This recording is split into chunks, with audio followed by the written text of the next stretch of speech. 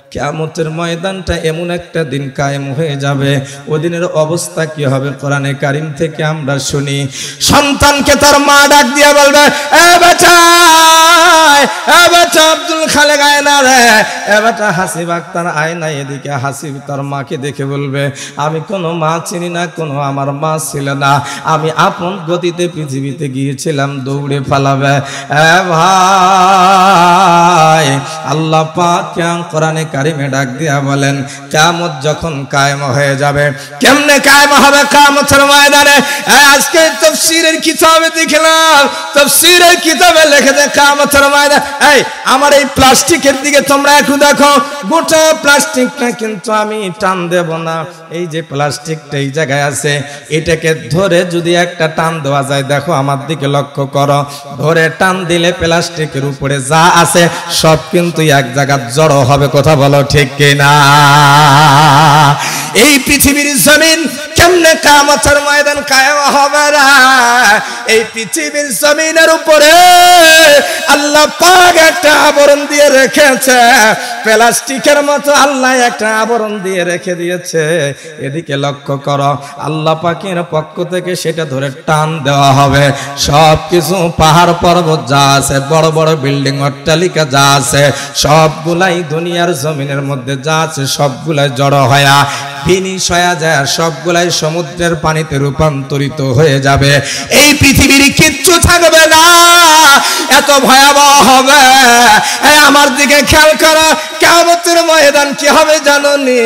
আজকে আমি এতটুকু ভয় ঢুকায় দিবার চাই যুবক, তোমাদের জন্যই কথা হবে, একটু পরে খেয়াল করো তোমরা। কেন বলছি এই কথাটা জানোনি? পৃথিবীর জমিন তাকায় দেখবা, ভাই আমাদের বাংলাদেশে মেলা বড় বড় পাহাড় আছে, বিশেষ করে চট্টগ্রামের দিকে যাবেন, বড় বড় পাহাড় আছে, পাহাড় কেটে কেটে যাওয়া লাগে। মহান মালিক আল্লাহকে টাকা পয়সা ঘুষ দিয়া কিন্তু কন্ট্রোল করা যাবে না, ইবাদত না করলে সেদিন ও অবস্থা বড় খারাপ হয়ে যাবে। কথা বলো ঠিক কিনা? আমার আপনার আল্লাহ আহকামুল হাকিমিন। এই যে আমার এই চেয়ারের দিকে লক্ষ্য করে, আর চেয়ে দামি চেয়ার, আল্লাহ যখন চেয়ারের মধ্যে বসে যাবেন, কুদরতি চেয়ারে, কারো আল্লাহর সামনে দাঁড়াবার ক্ষমতা থাকবে না। আমার দিকে লক্ষ্য করো, আয়াতে কারিমে আল্লাহ বলেন, ইয়াউমা ইয়াফিরুল মারউ মিন আখিহি ওয়া উম্মিহি ওয়া আবিহি ওয়া সাহিবাতিহি ওয়া বানিহি।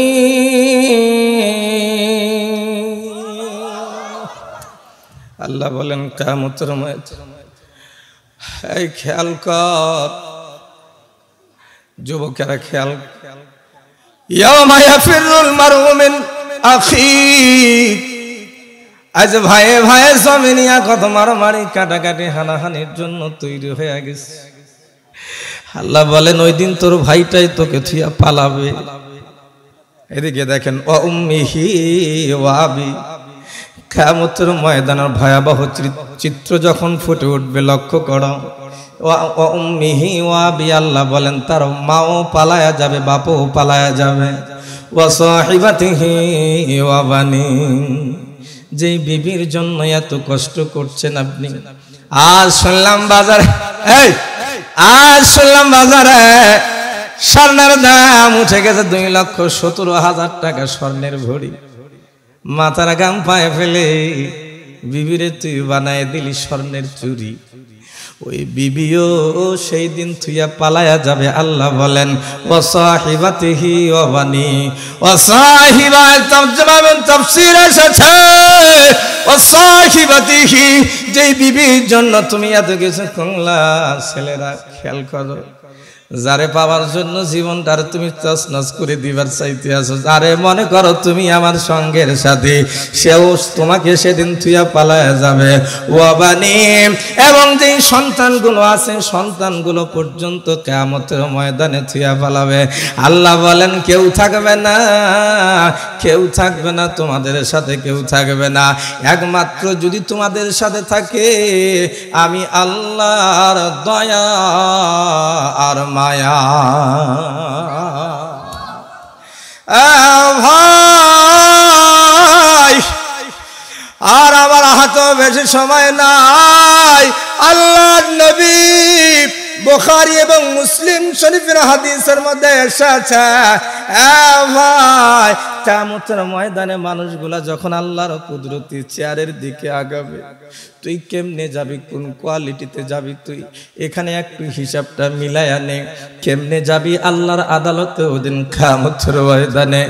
এই দুনিয়ার আহাম্মরি, এই দুনিয়ার তাকাব্বুরি, এই দুনিয়ার সুন্দর দাবদাবা, এই সুন্দর পাগড়ি আর সুন্দর ঘড়ি, সুন্দর পাঞ্জাবি, সুন্দর প্যান্ডেল কোনো কাজে দিবে না আমল যদি ভিতরে না থাকে। জোরে বলো ঠিক কিনা? আল্লাহ বলে, আল্লাহর নবী বলেন, শোনো কিয়ামতের ময়দানে বুখারী মুসলিমের হাদিসে এসেছে, মানুষ তিন ভাবে আল্লাহর সামনে যাবে। এক শ্রেণীর মানুষ সুন্দর সুন্দর বাহনে চড়ে যাবে, এসে হাজির হয়েছেন। আমার দিকে খেয়াল করেন আপনারা, চক্ষুগুলা আমার দিকে দেন। এক নম্বরে মানুষ যাবে বাহনে আরোহণ করে, কিছু মানুষ যাবে আল্লাহর কুদরতি চেয়ারের দিকে হাসরের ময়দানে। এরা কারা? এরা কারা? যারা বাহনে সম্মানে ইজ্জতের সাথে আল্লাহর কুদরতি চেয়ারের দিকে এক শ্রেণীর মানুষ যাবে। তাফসীরের কিতাবে এসেছে, এরা হলো তারা যারা হলো আল্লাহর নেককার বান্দা, যারা যত আমল করেছে সমস্ত আমল আল্লাহর জন্য করেছে, যারা আল্লাহকে খুশি করার জন্য নামাজ পড়েছে, যারা আল্লাহকে খুশি করার জন্য হজ করেছে, যারা আল্লাহকে খুশি করার জন্য যাকাত দিয়েছে, যারা আল্লাহকে খুশি করার জন্য হারাম খায় নাই, যারা আল্লাহকে খুশি করার জন্য দান সদকা করার সব আমল করেছে, ওই মানুষগুলো তিন স্তরে আল্লাহ পাকের বান্দাগুলো যাবে কিয়ামতের ময়দানে আল্লাহর কুদরতি চেয়ারের দিকে। কেমনে যাবে? নবীজি বলেন, শোনো, যাওয়ার ধরন হবে তিনটা। এক নম্বরে যারা উৎকৃষ্ট বান্দা হবে, সম্মানী যারা হবে, এরা বাহনে চড়ে যাবে আল্লাহর কুদরতি চেয়ারের কাছে। আল্লাহ কামুল হাকিমিন আলাইসাল্লাহু বিআকামিল হাকিমিন, আল্লাহ হলেন উত্তম ফয়সালাকার। ওই মানুষগুলা যাবে বাহন চেড়ে, এদেরকে সম্মান দিয়া আল্লাহ নিয়ে যাবে। আর একটা দল হবে, তারা যাবে হেঁটে হেঁটে, এরা হবে তাদের চেয়ে আর একটি নিম্নমানের আর এক দল। ভাই আমার চেহারার দিকে দেখো রে, মুসলমানের নওজওয়ানেরা আমার চেহারার দিকে খেয়াল করো। আর একদল মানুষ আল্লাহর কুদরতি চেয়ারের দিকে হাসরের ময়দানে আগায়া যাবে। কেমন করে জানো নি? এই যে চেহারাটা দেখা যায়, চেহারার মধ্যে হামাগুড়ি দিয়া দিয়া হাঁটতে পারে না, চেহারার মধ্যে হামাগুড়ি দিয়া দিয়া যাবে। সাহাবীরা প্রশ্ন করলেন, আম্মা জান আয়েশা রাদিয়াল্লাহু তাআলা আনহা থেকে হাদিসটা বর্ণিত, বললেন, ইয়া রাসূলুল্লাহ, ইয়া হাবিবাল্লাহ, নবীজি,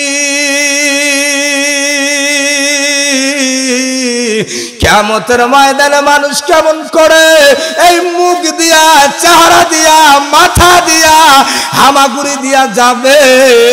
আল্লাহর নবী দেখে দেখে বলেন, আমার সাহাবীরা শোনো, যে আল্লাহ পা দিয়া হাঁটাইতে পারে, ওই আল্লাহ ওই দিন কিয়ামতের ময়দানে মাথা দিয়াও নিয়ে যাইতে পারে।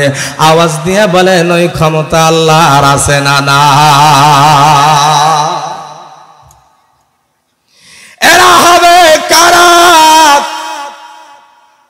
এরা হলো নাফরমান, এরা হলো পাপাচার, এরা হলো গুনাহগার, এরা হলো আল্লাহর অবাধ্য বান্দা, এরা আল্লাহর বিধান মানে নাই, আল্লাহর বিধান মোতাবেক চলে নাই।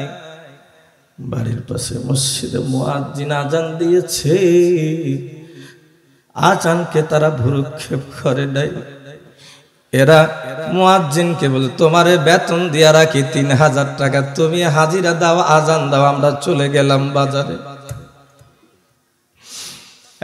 ভাই শোনো, আল্লাহর নবী একটা হাদিসে বলেন, তুমি কেমনে গেলা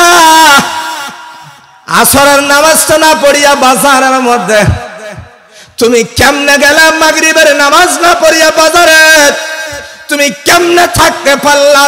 তোমার এই বুড়ির হাটের মধ্যে একটা মসজিদ আছে, বাজার আছে, মসজিদ আছে, এখানে মুয়াজ্জিন আজান দিল, তুমি আজানে জামাতে শরীক হলা না? আজান শুনিয়া চায়ের দোকানে কেমনে তুমি আড্ডা দিতে পারলা রে মুসলমান? তুমি কি দেখো না তোমার ডানে বামের কত মানুষ, যুবক মানুষ হার্ট অ্যাটাক করে ধাপ ধাপ করে পড়ে মারা যাচ্ছে? জোরে বলো ঠিক কিনা? কত সন্তান জন্ম নেওয়ার দিনেই মারা যায়, কত সন্তান জন্ম নেওয়ার 3 দিন পরে মারা যায়, কত সন্তান আবার মায়ের পেটে মারা যায়। চিৎকার করে জোরে বলো ঠিক কিনা? তুমি কেমন করে সাহস দেখাইলা? আল্লাহর ঘরে হাজিরা না দিয়া তুমি চলে গেলা। চেহারায় হামাগুড়ি দিয়ে যাবে তারা, আল্লাহর নাফরমান বান্দা হবে যারা। নবীজি ডেকে বলেন, সাহাবীরা শোনো শোনো, আল্লাহ নবীর সাহাবীরা শোনো। শুধু তাই না, ওই দিনের অবস্থাটা এত ভয়াবহ হবে যে মানুষ একেবারে, কিছু মানুষের চেহারাগুলো হবে উজ্জ্বল, এরা হবে নেককার, আর কিছু মানুষের চেহারা হবে কালো বিশ্রী কুশ্রী, এরা হলো আল্লাহর বদকার বান্দা যারা, নাফরমান বান্দা যারা, এদের চেহারার অবস্থা হবে এইটা। হযরত আয়েশা সিদ্দিকা রাদিয়াল্লাহু তাআলা আনহা, আমাদের আম্মা যারা হযরত আয়েশা রাদিয়াল্লাহু তাআলা আনহা থেকে হাদিস বর্ণিত।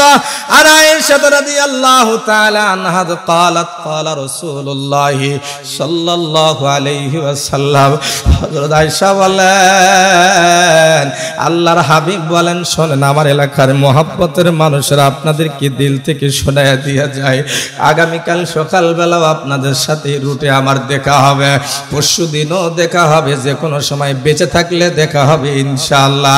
দিলে দরদ নিয়া বলি রে ভাই, খুব ভালো করে মনে রাখবে, কবর ঘরে তোমার সাথী, তোমার সন্তানও নাই, স্ত্রীও নাই, আপনজন কেউ নাই, একমাত্র থাকবে আল্লাহর রহমত আর দয়া। যদি ইবাদত বন্দেগী করে যাওয়া যায়, একটু জোরে বলা যাবে কি ঠিক কিনা? এই জন্য মায়া নিয়া বলি, দরদ নিয়া বলি, মনে রাখবা আল্লাহর নবী বলেন, আয়েশা কিয়ামতের ময়দানে মানুষগুলা এদিকে লক্ষ্য করেন। এবারে বাইতুল্লাহ জিয়ারতে গিয়েছিলাম, আল্লাহু আকবার, এত গরম, এত গরম, মক্কা মদিনার মাটিতে কিন্তু পা দিয়ে হাঁটা যায় না, খালি পায়ে হাঁটা যায় না, এত গরম, 49 ডিগ্রি 48 47 ডিগ্রি হাঁটা যায় না, এত গরম খালি পায়ে। জুতা আমার হারায় গেল হঠাৎ করে, লম্বা কথা ছোট্ট করে বলে জুতাটা ছিল, জুতা ফালায় দিয়া কাবা ঘর তোয়াব করার জন্য চলে গেছি, ফরজ তোয়াব। আমার দিকে খেয়াল করেন, কোথাও মনে পড়ে গেল বলে দেয়া যায়, কিয়ামতের ময়দানে আল্লাহর গোলামেরা হাজির হবে খালি পায়ে। কি পায়ে? এই খালি পায়ে কথা বলতে গিয়ে নবীজি বলেন, খালি পায়ে হাজির হবে কাবার আঙ্গিনায়, কাবা ঘর তোয়াব করতে গিয়া। হঠাৎ করে আমার সাথীর সঙ্গে মুরব্বী মানুষেরা বলতেছে, আমরা পারবো না, আপনি যান। বললাম কি, ব্যাগ ট্যাগ যা ছিল তা তাদেরকে দিয়া খালি জুতাগুলা নিয়ে চলে গেছি। এখন কাবা ঘর কেমনে তোয়াব করি? ব্যাগও নাই, কিচ্ছু নাই, খালি মানুষটার ইহরামের কাপড় পরা ভাই। কিন্তু কাবা ঘরের গেলাপ, এই কালো গেলাপ আল্লাহ এত মায়া দিয়েছে, ওই কালো চাদরে আল্লাহ এত মায়া দিয়েছে, কালো চম্বুক যেমন লোহা টানে, এর চেয়েও বেশি কাবার কালো গেলাপ খান মানুষের দিল টানে। যাহা মাত্র কাবার গেলাপটা চোখে পড়ে গেল, চিন্তা করলাম জুতাগুলা রাখবো কোথায়, হিসাব নিকাশ রাখার জায়গা খুঁজে পাই না, ফালায় দিলাম জুতাগুলাকে। এ ভাই, ফালায় দিলাম জুতাগুলা ফালায় চলে গেলাম। কাবা ঘর তোয়াব করে 7 বার তোয়াব করে, সাফা মারওয়া, ইন্না সাফা ওয়াল মারওয়াতা মিন শাআইরিল্লাহ।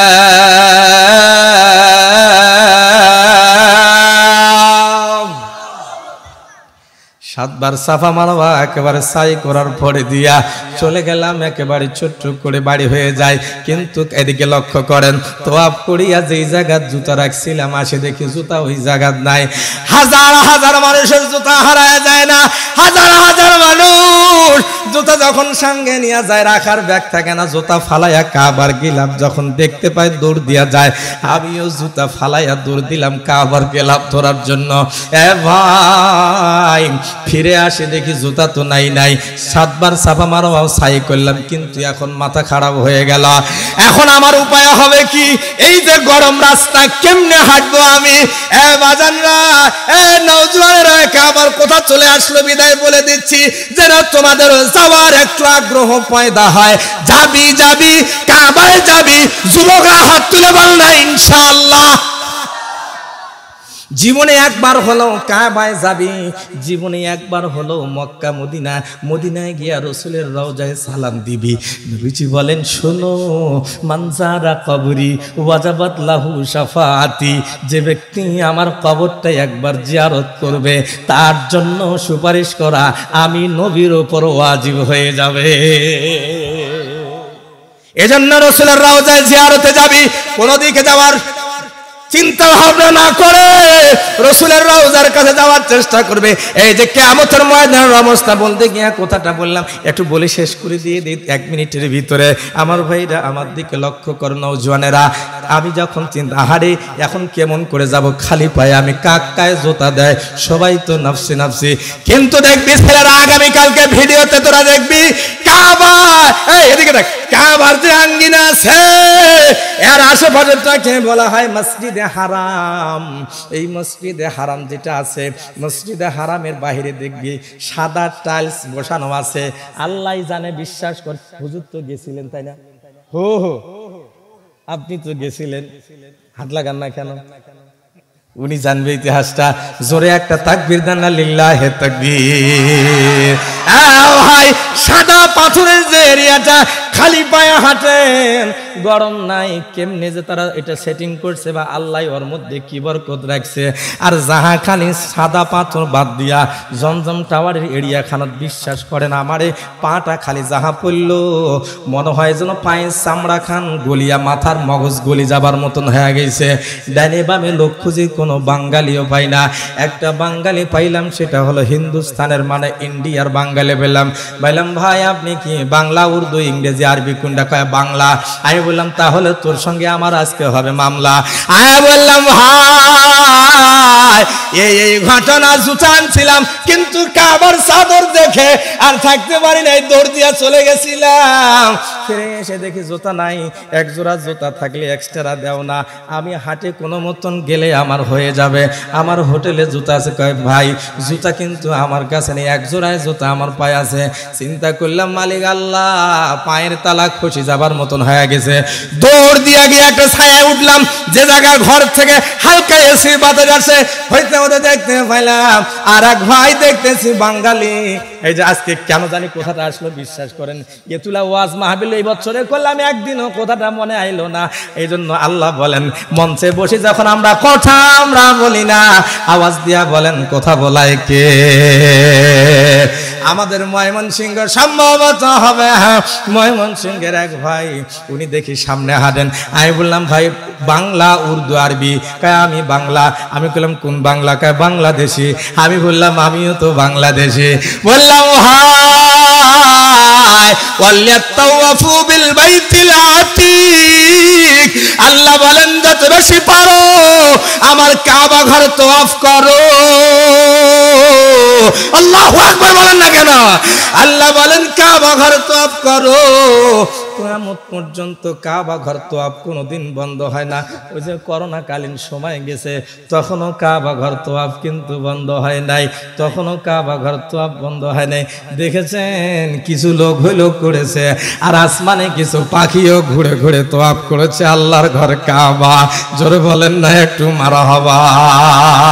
ময়মনসিংহের ভাইটাকে বললাম, ভাই এক না কথা কবার চাই কাবার গেলাপ দেখে জুতা থুয়া পালাইছে আমি কাবার আঙ্গিনার জুতা নাই এক জোড়া জুতা আপনি দিতে পারবেন নাকি আছে নাকি বিশ্বাস করেন অমনি লাভ দিয়া বলে ভাই বাংলাদেশে কোন জায়গায় বাড়ি আপনার আমি কইলাম দিনাজপুরে আওয়াজ দিয়া বললেন দিনাজপুরের মানুষ খুব ভালো আমি শুনছি আমার কাছে 2 জোড়া জুতা আছে আপনি এক জোড়া নিয়ে নেন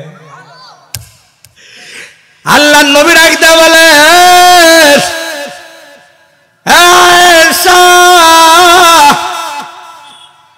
মানুষগুলা কিয়ামতের মাঠে ইয়াহশারুন নাস ইয়াউমাল কিয়ামা হুফাতান আল্লাহু আকবার বলেন ও আয়েশা রে কিয়ামতের ময়দানে মানুষগুলা দাঁড়াবে কেমন জানোনি জুতা এদিকে জুতাবিহীন অবস্থায় দাঁড়াবে খেয়াল করেন আমার হযরত আয়েশা বলেন নবীজি তারপরে কি নবীজি বলেন ঔরাত আয়েশা রে কিয়ামতের ময়দানে মানুষগুলো যখন ছুটতে থাকবে কারো পরিধানে কোনো কাপড় থাকবে না সবাই যাবে বিবস্ত্র অবস্থায় আল্লাহর নবীকে বলেন আয়েশা ও আয়েশা শোনো কিয়ামতের ময়দানে মানুষগুলো যখন আল্লাহর আদালতে যাবে খতনাবিহীন অবস্থায় তারা যাবে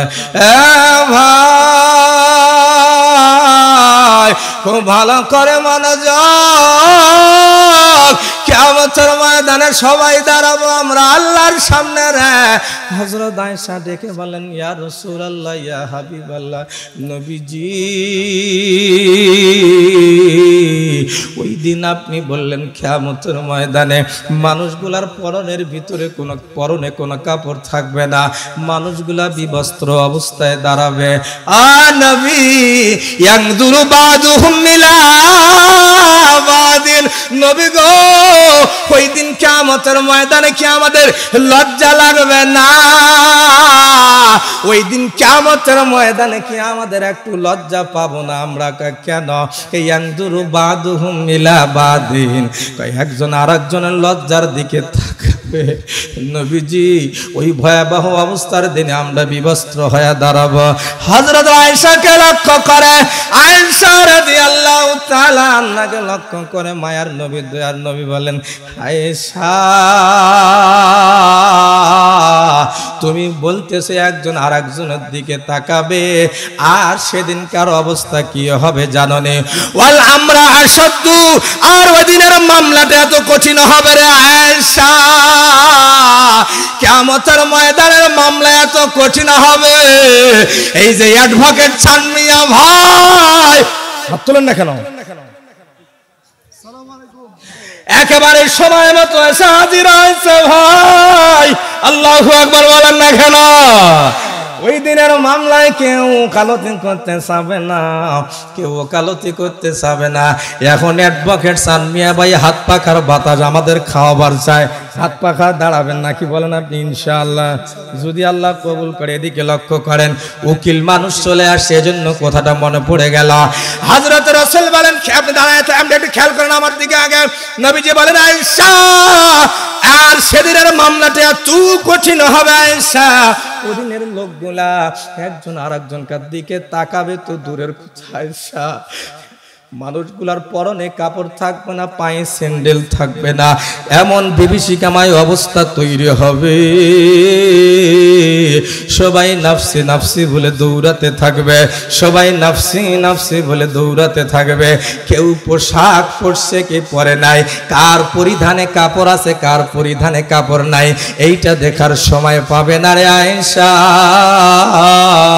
ওদিন মানুষগুলা হয়রান হয়ে যাবে হায় হায় হায় হায় আল্লাহু আকবার বলেন আল্লাহু আকবার বলেন হায় আল্লাহ আজকের দিনে যদি আমরা একজন উকিল পাইতাম যে আমাদের ব্যাপারে আল্লাহর আদালতে একটু ওকালতি করতো আল্লাহর কাছে আমাদের আযাব হালকা হওয়ার জন্য একটু আল্লাহর কাছে সুপারিশ করত কিন্তু মুসলমানেরা খেয়াল করেন সব মানুষেরা কিয়ামতের ময়দানে সব মানুষ আল্লাহ পাকের আদালতে যাওয়ার জন্য হয়রান হয়ে যাবে কিন্তু উকিল কাকে বানাবে উকিল কাকে বানাবে উকিল হবে কে আল্লাহর কাছে সুপারিশ করবে লক্ষ্য করেন এ ভাই আমরা যেই নবীরে পাইছি রে আমাদের নবী হলো দয়ার নবী মায়ার নবী রহমতের নবী, উম্মতের কান্নার নবী, রাহমাতুল লিল আলামিন নবী। আমরা সেই নবীর উম্মত হতে পেরেছি যার উম্মত হওয়ার জন্য বনি ইসরায়েলের নবীরা পর্যন্ত আল্লাহর কাছে বলছিলেন আমাদের ফয়সালা হলো কি, আমাদের ফজিলত হলো কি, আসছি দুনিয়াতে সবার পরে কিন্তু আল্লাহর জান্নাতে যাব সবার আগে।